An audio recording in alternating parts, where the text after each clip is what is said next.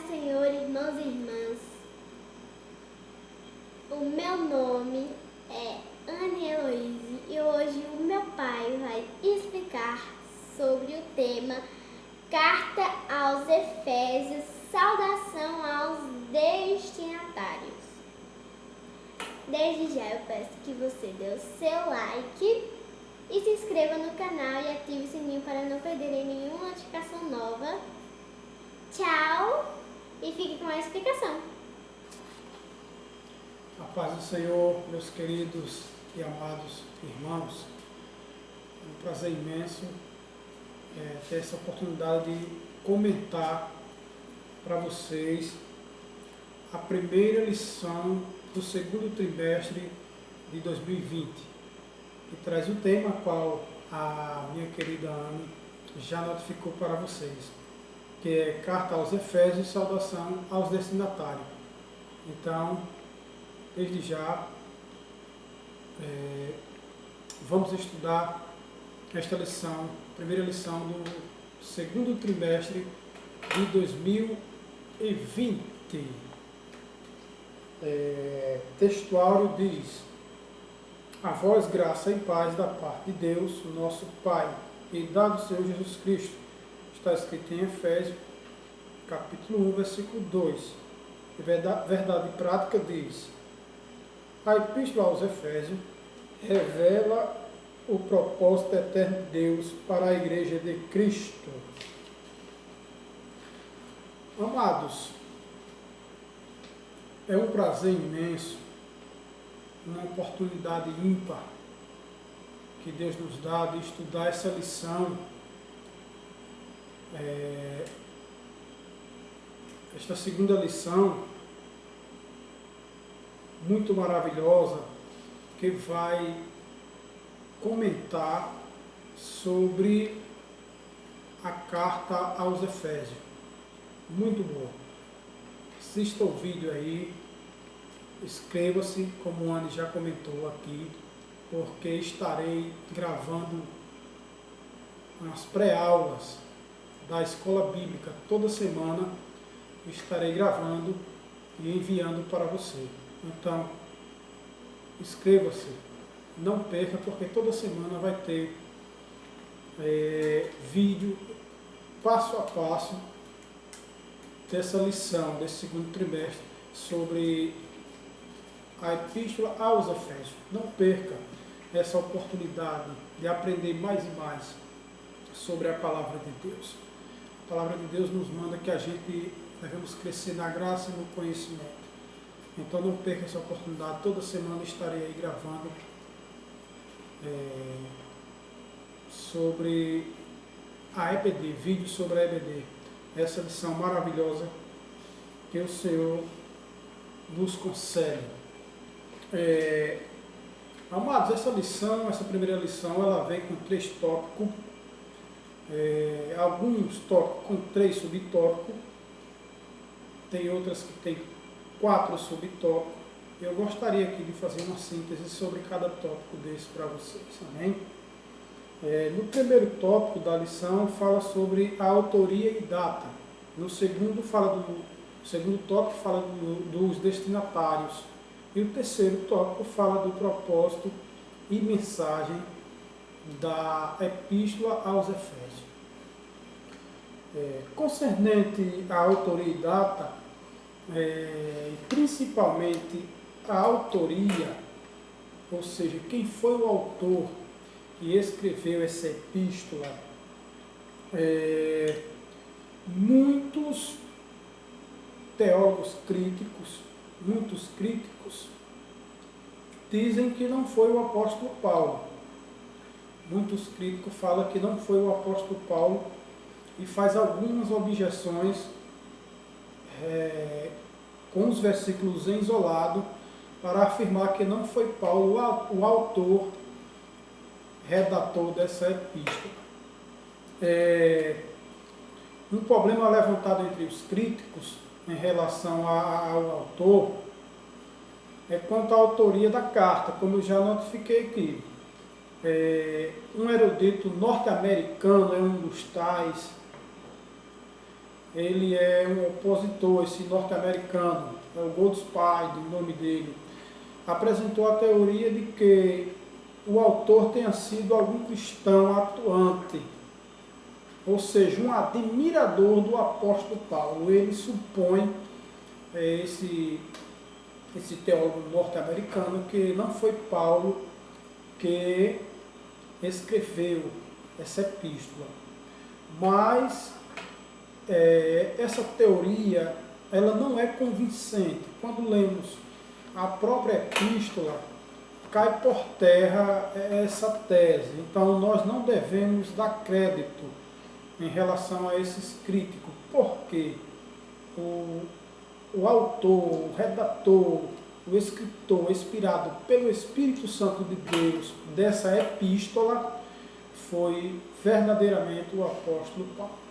E o primeiro subtópico que fala da autoria diz: conforme o costume da época, o autor inicia a carta declarando sua identidade. Paulo, apóstolo de Jesus Cristo.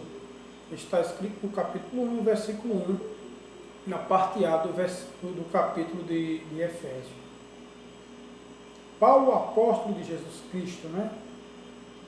O livro de Atos menciona que ele se chamava Saulo, que é o nome hebraico, mas que também era conhecido como Paulo, em Atos dos Apóstolos, capítulo 13, versículo 9. Em hebraico, Saulo significa solicitado, provavelmente uma homenagem a Saul, o primeiro rei de Israel, que pertencia à mesma tribo do apóstolo Paulo. Em Atos dos Apóstolos, capítulo 13, versículo 21, e Filipenses, capítulo 3, versículo 5. Já Paulo significa pequeno, era o seu nome romano.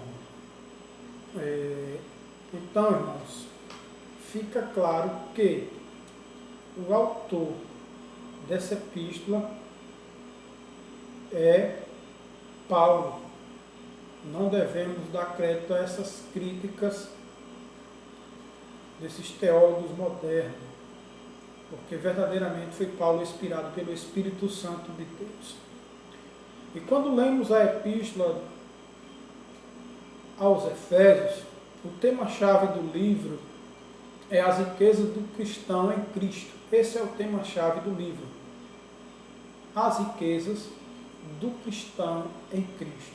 E o versículo-chave do livro está escrito no capítulo 1, versículo 3. Esse é o versículo-chave da epístola aos Hebreus. Então, irmãos, não perca esse segundo trimestre, porque vai ser muito edificante. Não perca. Muito edificante para a nossa fé em Cristo, nesses dias maus, nesses dias terríveis. Então, não perca. Em nome de Jesus, me acompanhe aí nas aulas que vamos aprender através da palavra de Deus. O livro de Efésios, irmãos, ele tem somente 6 capítulos. Aconselho a você que leia esses 6 capítulos para você ficar mais atento concernente ao entendimento do que a gente vamos conversar. Então, leia esses 6 capítulos e 155 versículos esse livro contém. Somente esses 155 versículos. Um livro muito curto, é uma epístola muito curta, você lê rapidinho. Então eu aconselho a você que leia essa epístola, esses 6 capítulos e os 155 versículos que se encontra nele. Amém? E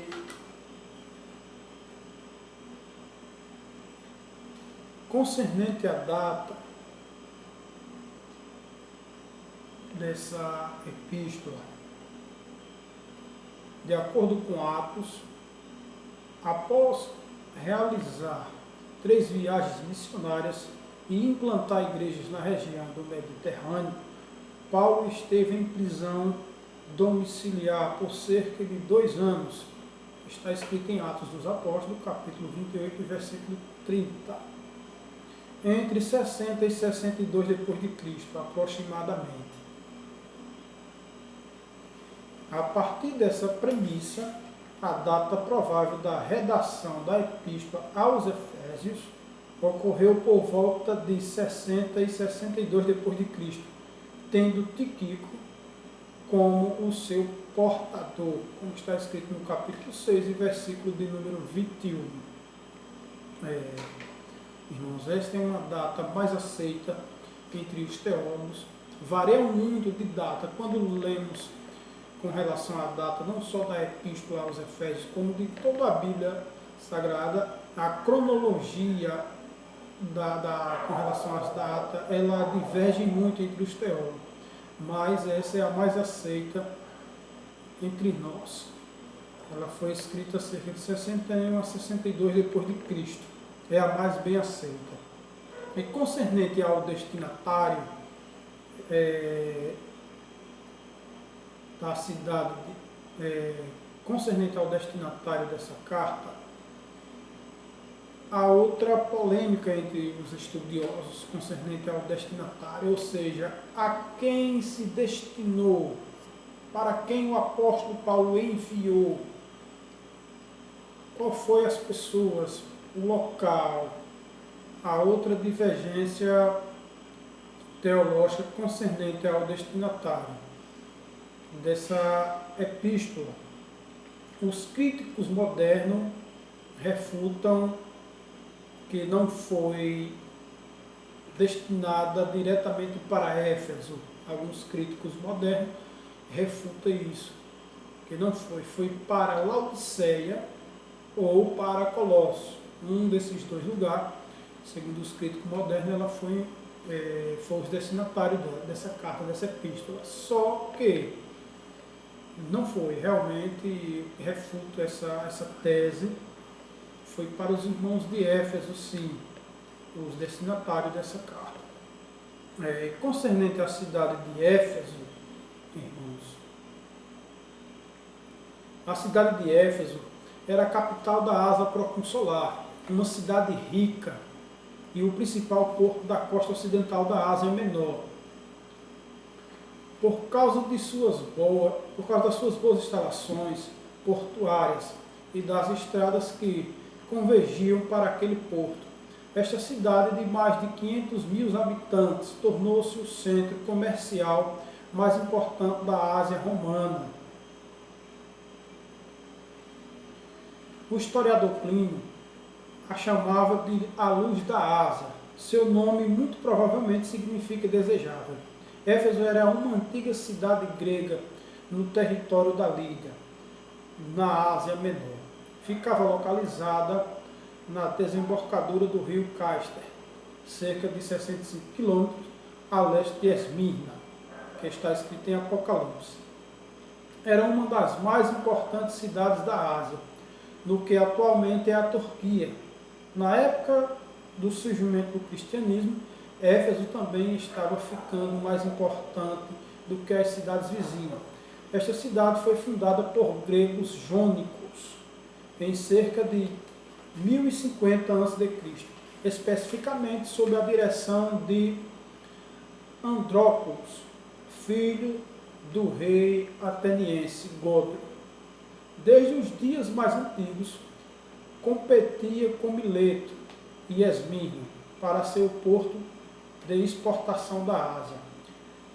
Creso, rei da Líbia, obteve o controle de Éfeso em cerca de 562 a.C., somente para que os lídios perdessem esse controle para os persas. Em 546 a.C., os persas mantiveram o domínio sobre Éfeso, até que Alexandre o Grande devolveu a cidade aos domínios gregos. Os macedônios, cerca de 334 a 283 a.C., os Seleucidas, em 280 a 187 a.C., e os Pergamenes, em 187 a 133 a.C., foram os governantes da área.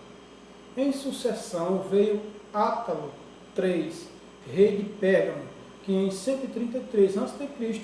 doou a cidade aos romanos. Não foi muito tempo depois disso que Éfeso tornou-se a capital da província romana da Ásia.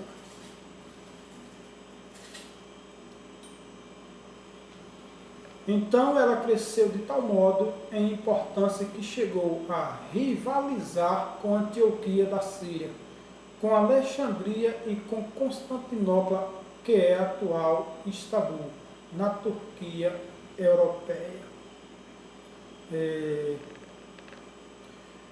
Aqui no ponto 2,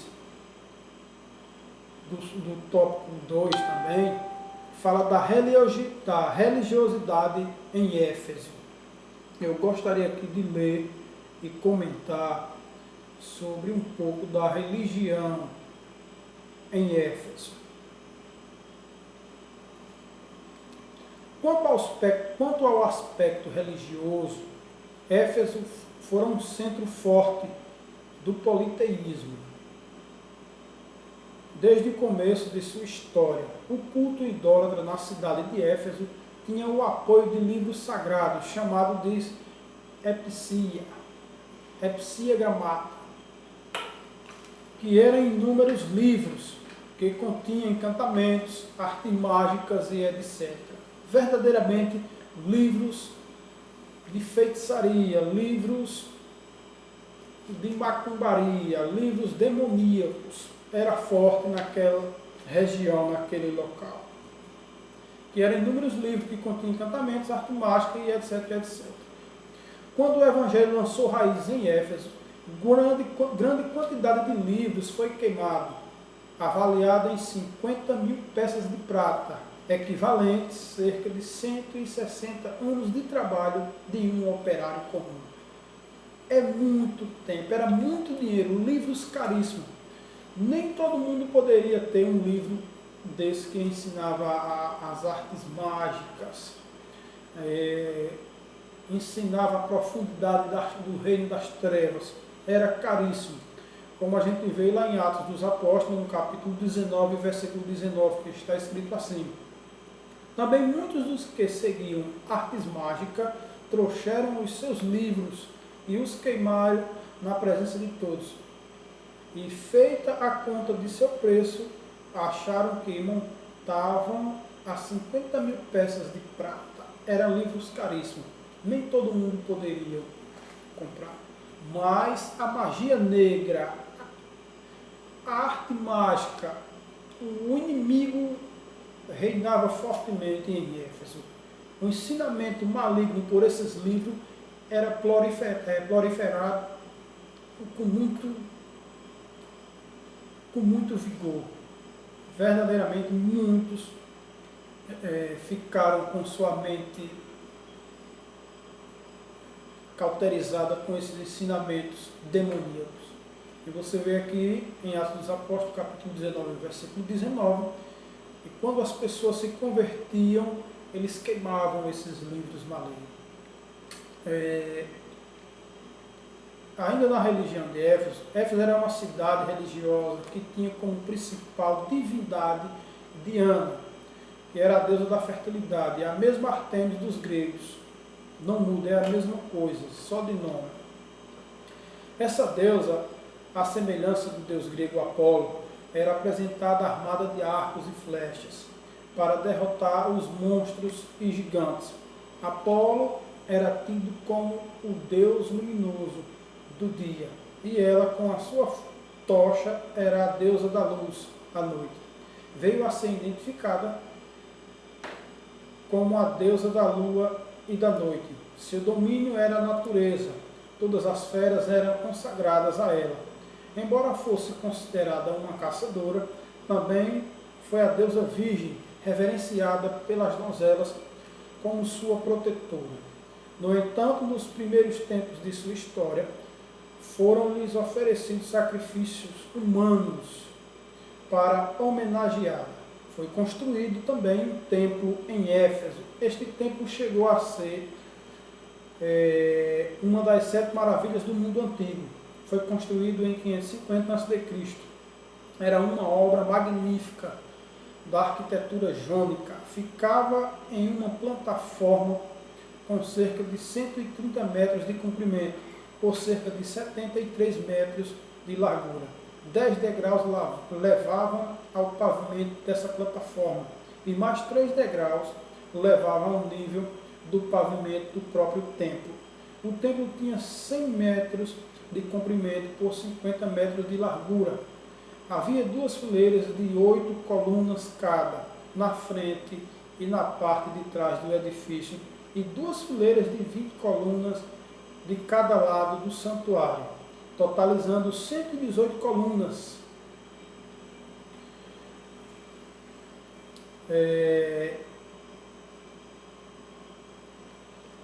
Havia também nesse templo o teto, o teto coberto com mármore branco. Era um templo verdadeiramente esplêndido. Para você ver que era uma das 7 maravilhas do mundo antigo.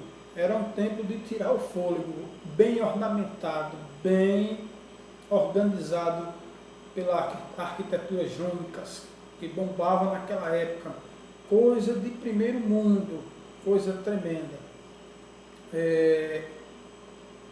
O templo de Diana sofreu vários ataques no decorrer dos anos. E pelo menos por 2 vezes foi incendiado.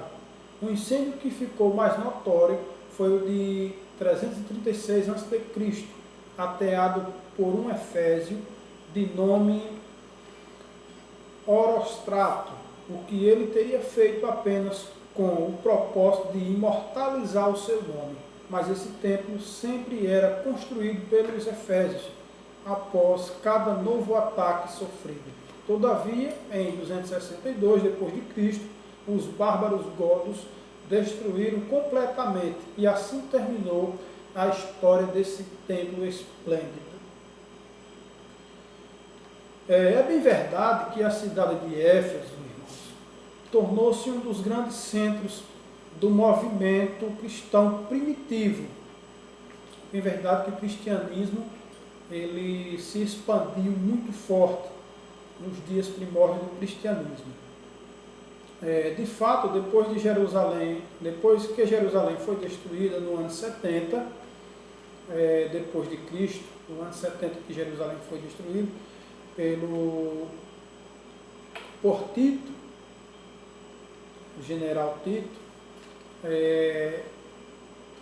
em 70 depois de Cristo, tornou-se o centro mais importante da época. Irineu e Eusébio chamavam Éfeso de lar do idoso apóstolo João, o mesmo que escreveu o Apocalipse. Segundo a história, o imperador Justiniano edificou um templo cristão em honra ao apóstolo João, no local do antigo templo da deusa de Diana. Veja aí, para a honra e glória do Senhor, um templo que era adorado pelos pagãos, agora foi construído um templo em honra ao apóstolo João, homem de Deus, neste mesmo lugar. Nos dias do Novo Testamento, havia uma numerosa colônia judaica em Éfeso. O cristianismo, porém, gradualmente foi ganhando espaço, só tendo sido suplantado séculos mais tarde pelo islamismo, que conquistava terreno com a força da espada dos fanáticos seguidores de Maomé. A cidade de Éfeso representa historicamente uma das mais vigorosas comunidades cristãs do Novo Testamento da época. Historicamente, uma das mais vigorosas, em sua função profética, Éfeso representa a Igreja Apostólica, que era dotada de sucesso e poderes especiais, embora tivesse caído em vários erros antes do fim de seu período histórico. E o principal fim de Éfeso foi a perca o seu esfriamento e a perda do seu primeiro amor, como está escrito em Apocalipse capítulo de número 2. É importante, irmãos, a gente conhecer também o fim de Éfeso. Que fim levou essa cidade? Como foi o fim dela? E quando lemos nos livros extra-bíblicos, a gente tem um conhecimento de como foi o fim dessa cidade. Éfeso, ela era vulnerável aos ataques. Quem leu a história e conhece o fundo histórico, o pano de fundo histórico e cultural de Éfeso, sabe muito bem disso que eu estou falando. Ela era vulnerável aos ataques, pelo que foi saqueada repetidas vezes por invasores. Os godos atacaram e obtiveram controle sobre a mesma em 262 d.C. Os árabes em 655 e 717 d.C. Os turcos também em 1090 e por duas vezes novamente no século XIV. Os mongóis, por exemplo, sobre Tamerlão, completaram a destruição da cidade. E em 1403, finalmente, o islamismo chegou a controlar toda aquela região, pondo fim ao poder da cidade. E a cidade de Éfeso, hoje, ela fica a 11 quilômetros de distância da beira do mar, à beira-mar. Hoje, simplesmente, há um pantanal cheio de canas, onde antigamente grandes navios traziam suas mercadorias provenientes de todas as partes do mundo antigo, é claro. Atualmente, irmãos, onde era aquela cidade maravilhosa, esplêndida, chamada até de coroa da Ásia Menor, como já lemos, e hoje é uma pequena cidade turca, de nome Yassaluk, que assinala o local antigo da cidade de Éfeso. Hoje se encontra em ruínas essa cidade. E uma minoria de cristãos, a última pesquisa que eu fiz, pouco cristão se encontra nessa pequena cidade turca de nome Yassaluk. Esse foi o fim dessa cidade. Infelizmente, Éfeso findou dessa forma. E para concluir aqui o nosso vídeo, vou ler aqui sobre o propósito e mensagem dessa epístola. Amém? Logo após estaremos terminando essa videoaula. O propósito e mensagem. O propósito, aparentemente, a epístola não aborda nenhum problema específico, como outras cartas de Paulo. Porém, nos capítulos iniciais da carta, percebemos algumas ênfases que sinalizam a solução de certas questões. Por exemplo, havia povos convertidos que vinham do mundo helênico, ou seja, grego. Helênico quer dizer os gregos. E praticavam religiões, mistérios e magia, mas que agora se reunia com os santos de Éfeso. Não por acaso, o apóstolo Paulo mostra àqueles crentes que Cristo está no controle do universo. Capítulo 1, versículo 20 a 22. Também é possível perceber outro tipo de ênfase do apóstolo. O passado daqueles cristãos era marcado pela imoralidade e bebedeiras, mas uma vez salvos pela graça, eles deveriam adotar um novo estilo de vida em Cristo, como está escrito no capítulo 2, versículo 1 ao 10. Destaca-se ainda uma preocupação com a unidade e a paz entre judeus e gentios cristãos, enfatizadas pelo plano universal da redenção para ambos. No capítulo 2, versículo 11 e 18 está escrito sobre isso. Sobre essas premissas, então podemos considerar que uma das intenções do autor aos Efésios era de atender às múltiplas necessidades da igreja numa perspectiva pessoal. Por isso, a carta é apontada por estudiosos como o tratado teológico sobre a Igreja, o corpo de Cristo. Pois é, meus amados, este era o propósito e mensagem da Epístola aos Efésios. Quero terminar aqui esta videoaula sobre a primeira lição desse segundo trimestre e desde já eu lhe agradeço a sua paciência em assistir esse vídeo. Se inscreva no canal para que você ouça mais vídeos sobre esse segundo trimestre. Amém? Fique com Deus, que a paz do Senhor esteja convosco e abençoe você e sua família. Amém?